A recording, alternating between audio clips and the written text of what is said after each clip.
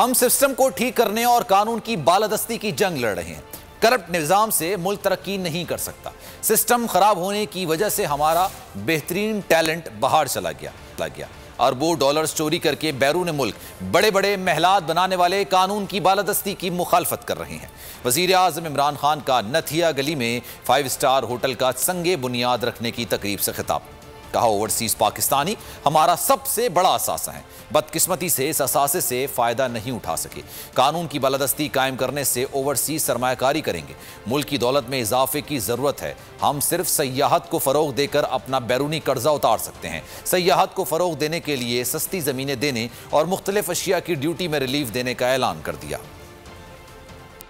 जो सबसे बड़ा असास है वो ओवरसीज पाकिस्तानी है, और बदकिस्मती से हम इस बड़े टैलेंट को, इस बड़े असासे को हम सही माने में अभी तक इसका फ़ायदा नहीं उठा सके, इसको टैप नहीं कर सके। तो जो ओवरसीज पाकिस्तानी हैं उनकी रिक्वायरमेंट ये है कि जब वो पाकिस्तान में आए तो उनके लिए आसानियां पैदा करें, हम उनके लिए हम मौके पैदा करें कि वो अपना पैसा इन्वेस्ट कर सकें। हमारा बेहतरीन टैलेंट बाहर चला गया, उसकी बहुत बड़ी वजह ये थी हम इस मुल्क में उनको उस टैलेंट को फंक्शन करने के लिए मौके नहीं प्रोवाइड कर रहे। ये जो सारे पुराने बड़े बड़े लोग जिन्होंने अरबों रुपया चोरी, डॉलर चोरी करके बाहर बड़े बड़े महलात लिए हुए हैं, ये सारे जो इस वक्त अटैक कर रहे हैं इस गवर्नमेंट को, इनका मसला ये एक है, ये कानून की बालादस्ती नहीं चाहते।